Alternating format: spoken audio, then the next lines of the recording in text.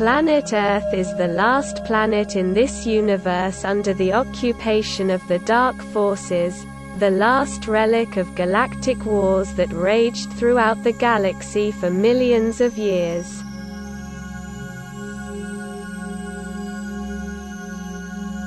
As the galaxy was being liberated from the grip of the Dark Forces. The forces of light have been evolving from a military force created in the urgent need to defend basic liberties of sentient beings towards a harmonious galactic and cosmic society. As beings within the Galactic Confederation have evolved spiritually and made their alignment and union with the Ascended Masters. They have discovered an inner codex that regulates all interrelationships between beings of light and their relation towards the dark forces and occupied planets.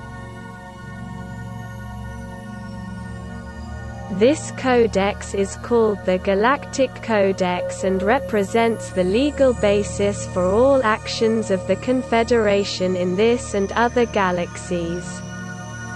This codex is not a rigid set of external laws but a systematized code of inner ethics of all souls of light that all beings of light accept with their free will because it reflects their inner truth.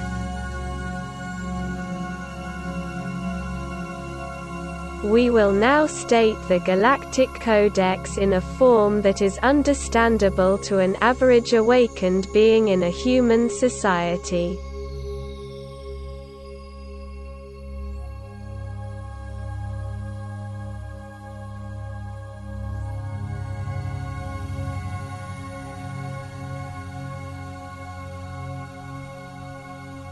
Section I. The Law of Divine Grace. Each sentient being has an unalienable and unconditional right to positive life experience. To explain Section I, we need to understand that suffering and pain have no value in enlightened galactic society liberated from the influence of dark forces and other aspects of cosmic anomaly. To value pain, suffering and sacrifice as a part of the growth experience was a part of the programming from the dark forces in order to enslave the population of the occupied planets more easily. Unconditional positive life experience of every sentient being in the liberated universe is guaranteed from the inner connection of every living being with the Source and strengthened by the power of Ascended Masters over matter, which allows them to assist all living beings in their aspirations towards the Source and provide them with necessities of life. Life was never meant to be hard work and struggle but rather a journey of joy and creativity. Different subsections of Section I regulate all life in a liberated universe and all relationships between beings of light so that conflicts never need to occur. Let us explain the subsections.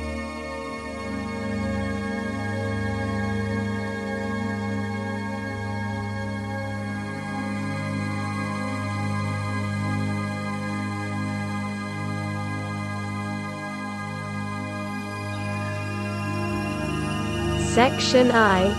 1. Each sentient being has an unalienable and unconditional right to physical and spiritual abundance. This subsection guarantees a positive life experience for every being in the liberated universe. The Ascended Masters provide for all necessities of living and for physical and spiritual richness and beauty using the power they have over redeemed matter of the liberated universe.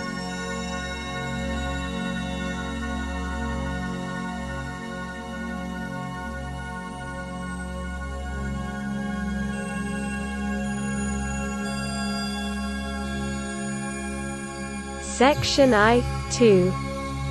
Each sentient being has an unalienable and unconditional right to ascension.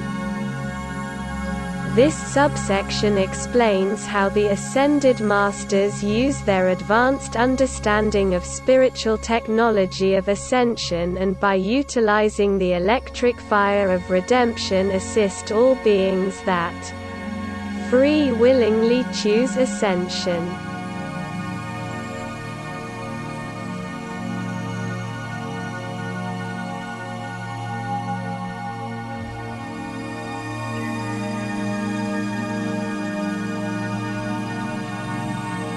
Section I-3. Each sentient being has an unalienable and unconditional right to merge with other beings in proportion with his/her position in the soul family mandala. This subsection is an instrument of regulation of all relationships inside a soul family. It guarantees the merging of beings of opposite polarity, twin souls, soulmates, and alignment of all other beings regardless of their state of development and outer conditions.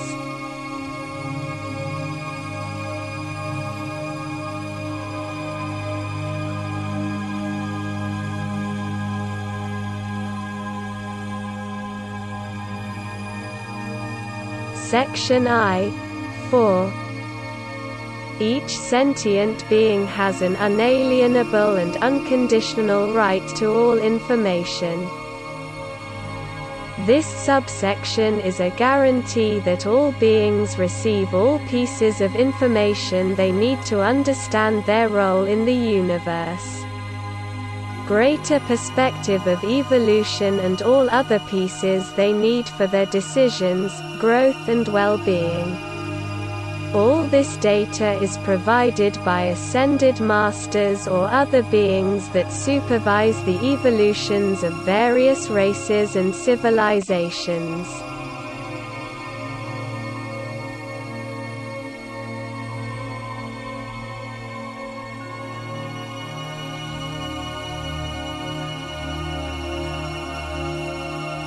Section I-5. Each sentient being has an inalienable and unconditional right to freedom. This subsection provides that every being has an unlimited potential of growth and life experience. Since all beings in the liberated universe create only positivism, their freedom never opposes the freedom of other beings.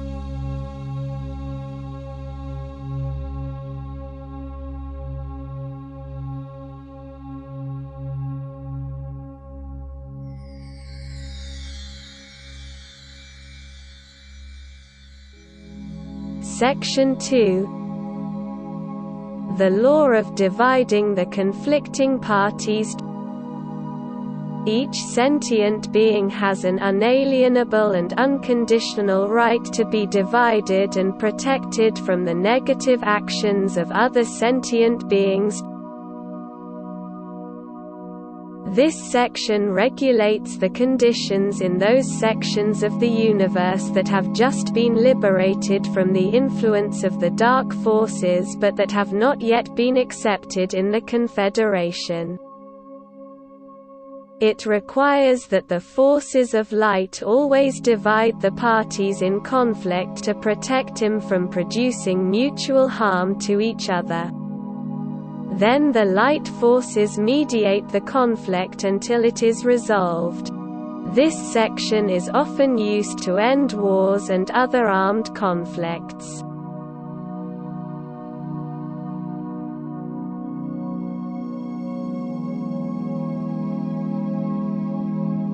Section 3.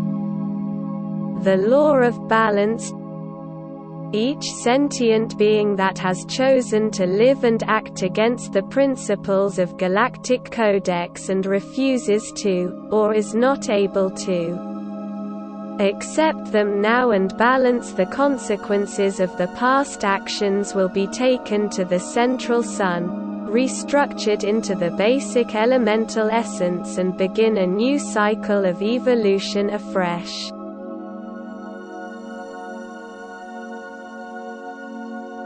This section regulates the relations between the forces of light and the forces of darkness. When defeated, beings that belong to the forces of darkness are given the opportunity to accept the Galactic Codex, do their best they can to correct the mistakes they made and to live positively afterwards. If they accept, they are forgiven and join the Confederation. If they are unable or unwilling to accept, they are taken to the central sun. Their personalities and soul essences are restructured with the electric fire and their divine spark begin a new cycle of evolution.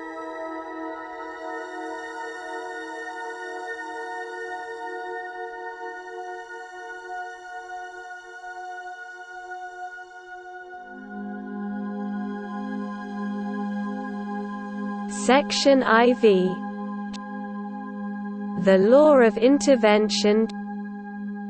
The Galactic Confederation has an unalienable and unconditional right to the intervention in all situations where the Galactic Codex is violated, regardless of the local laws. This section describes the policy of the light forces regarding occupied planets. The Confederation reserves the right to intervene in all areas, civilizations, planets or solar systems where the Galactic Codex is violated.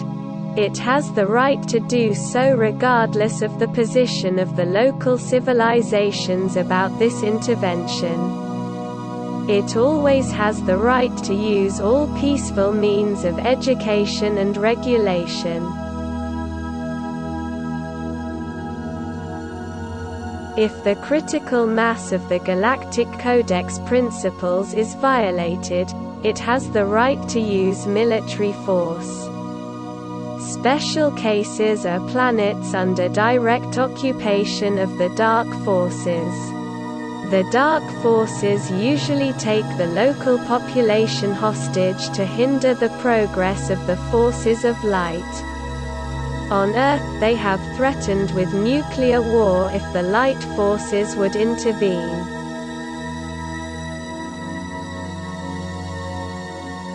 This is the main reason why the light forces have not yet liberated this planet, and not the so-called "we will not intervene because we respect free will.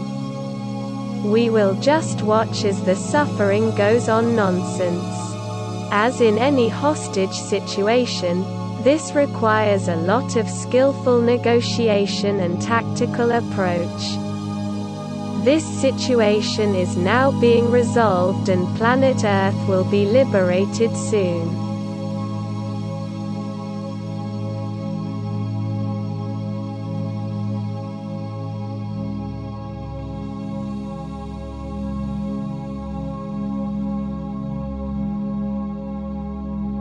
Section IV. 1. Each sentient being has an unalienable and unconditional right of calling upon the Galactic Confederation in need, and the Galactic Confederation has the right to assist, regardless of local laws. This subsection gives a legal basis for intervention and assistance to all hostages of the Dark Forces. The forces of light always do the best they can to assist and improve the living conditions of all sentient beings, even on Earth. The situation on planet Earth just indicates how much more power darkness had over light on this planet. Fortunately, this is changing now.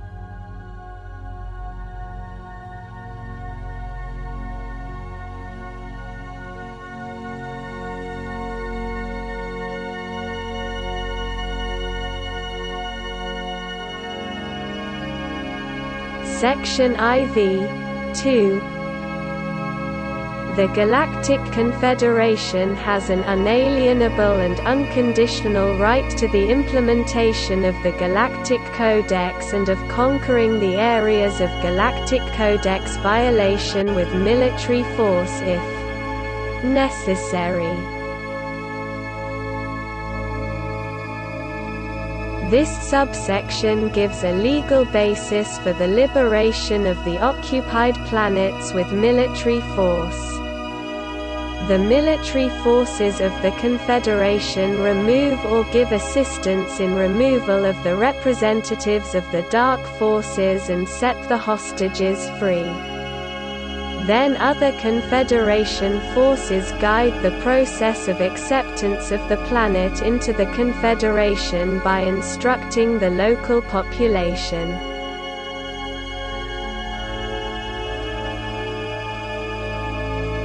Perhaps some humans feel that the Confederation has no right to intervene and that humanity has the right to solve its problems by itself.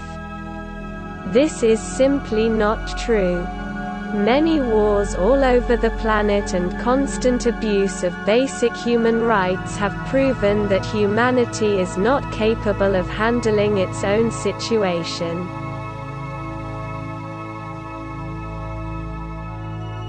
So it is much better that it receives wise guardians to guide it.